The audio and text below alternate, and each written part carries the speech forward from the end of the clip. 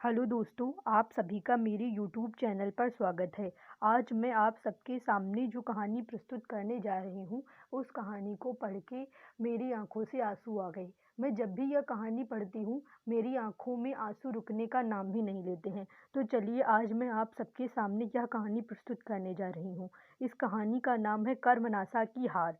चलिए, आज की कहानी शुरू करते हैं। काले सांप का काटा आदमी बच सकता है, हलाहल जहर पीने वाले की मौत रुक सकती है, किंतु जिस पौधे को एक बार कर्मनासा का पानी छू ले, वह फिर हरा नहीं हो सकता। कर्मनासा के बारे में किनारे के लोगों में एक और विश्वास प्रचलित था कि यदि वे एक बार नदी बढ़ आए तो बिना मानुष की बलि लिए लौटती नहीं। हालांकि थोड़ी ऊंचाई पर बसे हुए नई डीह वालों को इसका कोई खौफ न था। इसी से वे बाढ़ के दिनों में गेरू की तरह फैले हुए अपार जल को देखकर खुशियां मनाते।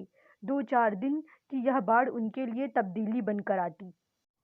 मुखिया जी के द्वार पर लोग बाग इकट्ठे होते और कजली सावन की ताल पर ढोलके उनकने लगते। गांव के दूधमुहे तक ई बाड़ी नदिया जिया लेके माने का गीत गाते, क्योंकि बाढ़ उनके किसी आदमी का जिया नहीं लेती थी। किंतु पिछले साल अचानक जब नदी का पानी समुद्र के ज्वार की तरह उमड़ता हुआ नई डीह से जा टकराया, तो ढोलके बह गीत की कड़ियां मुरझाकर होठों पे पपड़ी की तरह छा गई।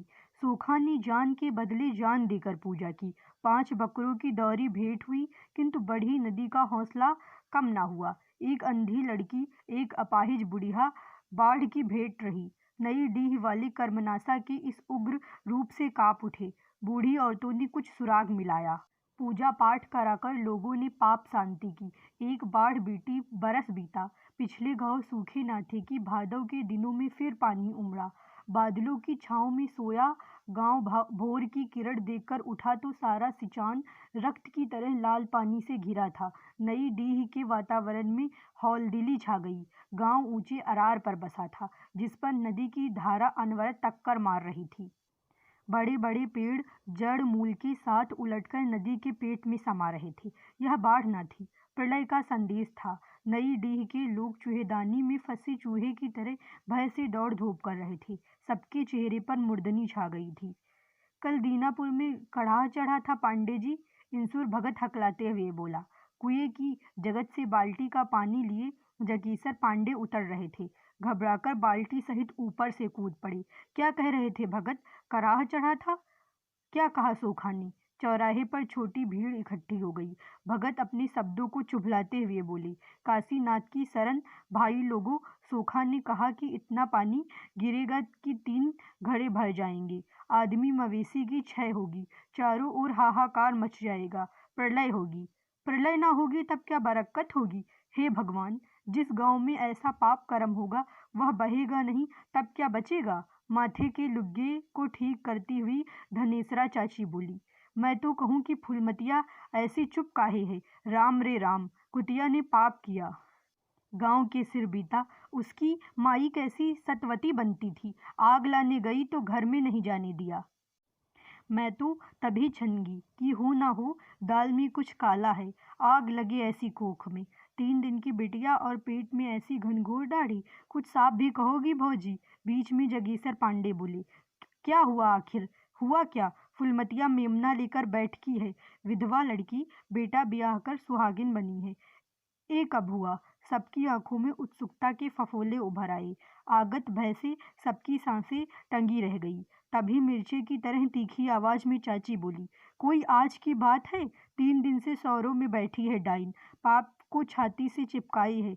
यह भी ना हुआ कि गर्दन मरोड़कर गड्ढे गुच्ची में डाल दे। लोगों को प्रलय की सूचना देकर हवा में उड़ते हुए आंचल को बरजोरी बस में करती चाची दूसरे चौराहे की ओर बढ़ चली। गांव का सारा आतंक, भय, पाप उनके पीछे कुत्ते की तरह दुम दबाए चले जा रहे थे। सबकी आंखों में नई डीह का भविष्य था। रक्त की तरह लाल पानी में चूहे की तरह उबचुब करते हुए लोग चिल्ला रहे थे। मौत का ऐसा भयंकर स्वप्न भी शायद किसी ने ना देखा था। भैरव पांडे बैसाखी के सहारे अपनी बकरी के दरवाजे में खड़े बाढ़ के पानी का जोर देख रहे थे। अपार जल में बहते हुए सांप बिच्छू चले आ रहे थे। मरे हुए जानवर की पीठ पर बैठा कावा लहर के धक्के से बिछल जाता। भीगे चूहे पानी से बाहर निकलते तो चील झपट पड़ते। विचित्र दृश्य है। पांडे न जाने क्यों बुदबुदाए। फिर मिट्टी की बनी पुरानी बखरी की ओर देखा। पांडे के दादा देश देहात के नामी गिरामी पंडित थे। उनका ऐसा इकबाल था कि कोई किसी को कभी सताने की हिम्मत नहीं करता था। उनकी बनवाई है या बखरी, भाग की लेख कौन टारे। 2 पुस्तकें अंदर ही सभी कुछ खो गया। मुट्ठी में बंद जुगनू हाथ के बाहर निकल गया और किसी ने जाना भी नहीं। आज से 16 साल पहले माँ बाप एक नन्हा लड़का हाथ में सौंप कर चली गई। पैर से पंगु भैरव पांडे अपने 2 बरस के छोटे भाई को कंधे से चिपकाए असहाय निर्वलंब खड़े रह गए। धन के नाम पर बाप का कर्ज मिला, काम धाम के लिए दूध मुहे, भाई की देख रेख रहने के लिए बकरी, जिसे पिछली बाढ़ के धक्कों ने एकदम जर्जर कर दिया है, अब यह भी ना बचेगी। पांडे के मुंह से भवितव्य फूट रहा था, जिसकी भयंकरता पर उन्होंने जरा भी ख्याल करना जरूरी नहीं समझा। दरारों से भरी दीवारें उनके खुरदरे हाथों के स्पर्श से पिघल गई। वर्षा का पानी पसीजकर हाथों में आंसू की तरह चिपक गया। सनसनाती हवा गांव के इस छोर से उस छोर तक चक्कर लगा रही थी। विधवा फुलमतिया को बेटा हुआ है। बेटा कुतिया के पाप से गांव तबाह हो रहा है। राम राम। ऐसा पाप भैरव पांडे के कानों में आवाज के स्पर्श से ही भयंकर पीड़ा पैदा हो गई। बैसाखी उनके शरीर के भार को संभाल ना सकी और वे धम्म से चौखट पर बैठ गए। बाजू के धक्के से कुहनी छिल गई। चिनचिनाती कुहनी का दर्द उनके रोए रोए में बिंध रहा था और पांडे इस पीड़ा को होठों के बीच दबाने का प्रयत्न कर रहे थे। सब कुछ गया, वे बुदबुदाए। कर्मनाशा की बाढ़ उनकी उस जर्जर बखरी को हड़पने नहीं, उनके पितामह की उस अमूल्य प्रतिष्ठा को हड़पने आई है, जिसे अपनी इस विपन्न अवस्था में भी पांडे ने धरती पर नहीं रखा। दुलार से पली वह प्रतिष्ठा सदा उनके कंधे पर पड़ी रही। मैं जानता था कि वह छोकरा इस खानदान का नाश करने आया है। पांडे की आंखों में उनके छोटे भाई की तस्वीर नाच उठी। 18 वर्ष का छरछरा पानीदार कुलदीप, जिसकी आंखों में भैरव को माँ की छाया तैरती नजर आती। उसके काले काकुल को देखकर मुखिया जी कहते कि इस पर भैरव पांडे के दादा की लौछार पड़ी है। पांडे हो कर हंस पड़ते। जा रे कुलदीप, बरामदे में बैठ कर पढ़। भैरव पांडे मन में बुदबुदाते, तेरी आंख में 100 कुंड चालू, हरामी कहीं का, लड़के पर नजर गड़ाता है। कुछ भी हुआ इसे तो भगवान कसम तेरा गला घोट दूंगा। बड़ा आया मुखिया जी। फिर जरा बढ़ के बोलते, क्या लौछार पड़ेगी मुखिया जी, दादा के पास तो 5 पछाही गायें थी, 1 से 2 दो धन दूह ले तो पंसेरी बाल्टी भर जाती थी। यहाँ तो इस लौंडे को दूध पचता ही नहीं। फिर साल 12 महीने हमेशा मिलता भी कहाँ है हम गरीबों को। अब वह पुरानी जमाने की बात कहाँ रही पांडे जी, मुखिया कहता है और अपने संकेतों से शब्दों में मिर्चे की तिताई भरकर चला जाता। काले काले काकुलों वाला नौजवान कुलदीप उसे फूटी आंखों से नहीं सुहाता, किंतु भैरव पांडे के डर से वह कुछ कह ना पाता। भैरव पांडे दिन भर बरामदे में बैठकर रुई से बिनौले निकालते, टूनते, सूत तैयार करते और अपनी तकली नचा नचा कर जनेऊ बनाते, जजमानी चलाते, पत्रा देख लेते, सत्यनारायण की कथा बाँच देते और इससे जो कुछ मिलता कुलदीप की पढ़ाई और उसके कपड़े लत्ते आदि में खर्च हो जाता। यह सब कुछ मर कर किया था। इसी दिन को पांडे की आंखों में प्यास छा गई। लड़के ने उन्हें किसी और का नहीं रखा। आज यहाँ आफत मची है, आप पता नहीं कहाँ भाग कर छिपा है। राम जाने कैसे हो। सूखी आंखों से 2 बूंदें गिर पड़ी। अपने से तो कौर भी नहीं उठा पाता था। भूखा बैठा होगा कहीं। बैठे मरे, हम क्या करें। पांडे ने बैसाखी उठाई, बगल की चारपाई तक गए और धम्म से बैठ गए। दोनों हाथों में मुंह छिपा लिया और चुप लेटे रहे। पूर्वी आकाश पर सूरज 2 लट्ठे ऊपर चढ़ाया था। काले काले बादलों की दौड़ धूप जारी थी। कभी कभी हल्की हवा के साथ बूंदें बिखर जाती। दूर किनारों पर बाढ़ के पानी की टकराहट हवा में गूंज उठती। भैरव पांडे उसी तरह चारपाई पर लेटे आंगन की ओर देख रहे थे। बीचों बीच आंगन की तुलसी चौरा था, जो बरसात के पानी से कटकर खुरदरा हो गया था। पुराने पौधे के नीचे कई मासूम मरकती पत्तियों वाले छोटे छोटे पौधे लहराने लगे थे। वर्षा की बूंदें पुराने पौधों की सख्त पत्तियों पर टकराकर बिखर जाती। टूटी हुई बूंदों की फुहार धीरे से मासूम पौधों पर फिसल जाती। कितने आनंद मग्न थे वे मासूम पौधे। पांडे की आंखों के सामने कार्तिक की वह शाम भी नाच उठी। 2 बरस पहले की बात होगी। शाम के समय जब वे बरामदे में लेटे थे, फुलमत आई अपनी बाल्टी मांगने। सुबह भैरव पांडे ले आए थे किसी काम से। कुलदीप, जरा भीतर से बाल्टी दे देना, कहा था पांडे ने। सफेद साड़ी में लिपटी लिपटाई गुड़िया की तरह फुलमत आंगन में इसी चौरे के पास आकर खड़ी हो गई थी, और बाल्टी उठाने के लिए जब कुलदीप झुका था तो फुलमत भी अपने दोनों हाथों से आंचल का खूंट पकड़कर तुलसी जी की वंदना करने के लिए झुकी थी। कुलदीप के झटके से उठने पर वह उसकी पीठ से टकरा गई थी अचानक। तब न जाने क्यों दोनों मुस्कुरा उठे थे। भैरव पांडे क्रोध से तिलमिला गए थे। वे गुस्से के मारे चारपाई से उठे तो देखा कि कुलदीप बाल्टी लिए खड़ा था और फुलमत तुलसी चौरे पर सिर रखकर प्रार्थना कर रही थी। न जाने क्यों पांडे की आंखें भर आई। बरसात के दिनों के बाद इस खुरदरे चौरे को उनकी माँ पीली मिट्टी के लेवन से सवार फिर श्वेत बलुई मिट्टी से पोत कर सफेद कर देती। शाम को सूखे हुए चबूतरे पर घी के दीपक जलाकर माथा टेक कर वे लड़कों के मंगल के लिए विनय करती। तब वे भी ऐसे ही झुककर आशीर्वाद मांगती और पांडे बगल में चुपचाप खड़े दियों का जलना देखा करते थे। पांडे को सामने खड़ा देखकर कुलदीप हड़बड़ाया और फूलमत बाल्टी लेकर चुपचाप बाहर चली गई। पांडे के चेहरे पर एक विचित्र भाव था जिसे संभाल सकने की ताकत उन दोनों के मन में न थी, और दोनों ही भय की कंपन लिए इधर उधर भाग खड़े हुए। बहुत दिनों तक पांडे के चेहरे पर अवसाद का यह भाव बना रहा। कुलदीप डर के मारे उनकी ओर देख नहीं पाता। न तो पहली जैसी जिद कर सकने की हिम्मत होती, न हंसी के कलरव से घर के कोने कोने को गुंजान बनाने का साहस। पांडे ने अपने दिल को समझाया, इसे लड़कों का क्षणिक खिलवाड़ समझा।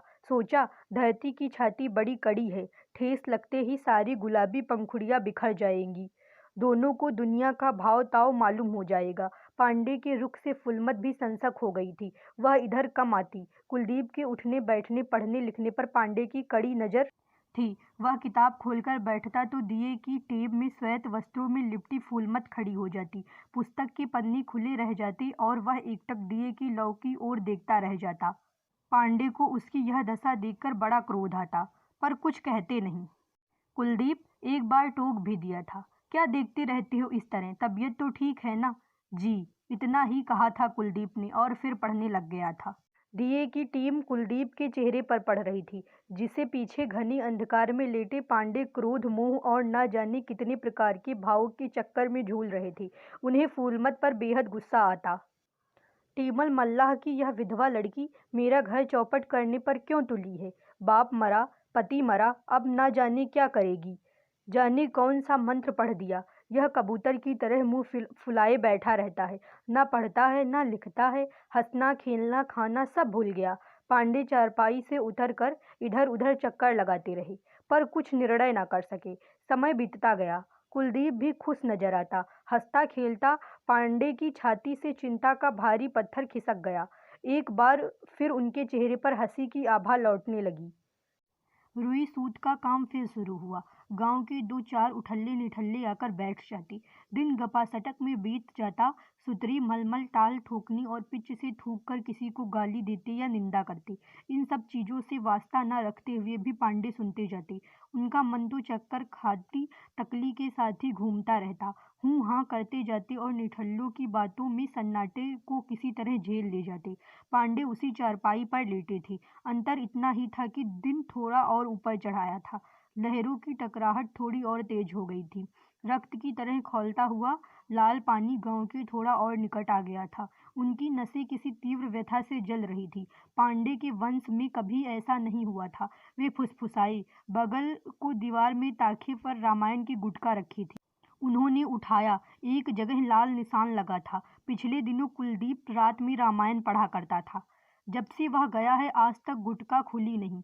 पांडे के हाथ कांपे। गुटका उलटकर उनकी छाती पर गिर पड़ी। उठाकर खोला, वही लाल निशान। वह सीता भा विधि प्रतिकूला, मिलई न पावक मिटई न शूला। सुनहु विनहि नम विटप अशोका, सत्य नाम करु हरु मम शोका। पांडे की आंखें भरभर आई, झरझर आंसू निकलने लगे। हिचकी लेकर वे टूट पड़े। यह चुड़ैल मेरा घर खा जाएगी, शब्द फूटे, किंतु भीतर घुमक कर रह गए। गाली देने से ही क्या होगा अब, इतना तक रहता तो कोई बात थी। आज उसे बच्चा हुआ है, कहीं कह दे कि लड़का कुलदीप का है तो नहीं। नहीं, ऐसा नहीं हो सकता, पांडे बड़बड़ाए। उन्होंने अपने बालों को मुट्ठियों से कसकर खींचा, जैसे इनकी जड़ में पीड़ा जम गई है। खींचने से थोड़ी राहत मिलेगी। वे उठना चाहते थे, किंतु उठ ना सके। आंखों के सामने चिंगारियां फूटने लगी। उन्हें आज मालूम हुआ कि वे कितने कमजोर हो गए हैं। कुलदीप के जाने के बाद से आज तक उनका जीवन अव्यवस्था की एक कहानी बनकर रह गया है। 4-5 महीने से कुलदीप भागा है। पहले कई दिनों तक वे जरूर बहुत बेचैन थे, किंतु समय ने दुख को भुलाने में मदद की थी। आज फिर कुलदीप उनकी आंखों के सामने आकर खड़ा हो गया। बीती घटनाएं एक एक कर आंखों के सामने नाचने लगी। फागुन का आरंभ था। मुखिया जी की लड़की की शादी थी।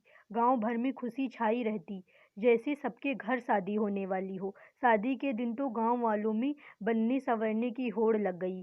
सब लोग पट्टी कटा रहे थे। शौकीनों की पट्टी 4-4 अंगुल चौड़ी छुरे से बनी थी। कुएं की जगत पर दोपहर के 2 घंटे पहले से भीड़ लगी थी और अब 2 बजने को आई। साबुन लग रही थी, पैरों में जमी मैल सिकड़े से रगड़ रगड़ कर छुड़ाई जा रही थी। बारात आई, द्वार पूजा की शोभा का क्या कहना। बनारस की रंडी नाचने आई थी। छैल छबीलों की भीड़ जम गई थी। शाम को महफिल जमी। मुखिया जी का दरवाजा आदमियों से खचाखच भरा था।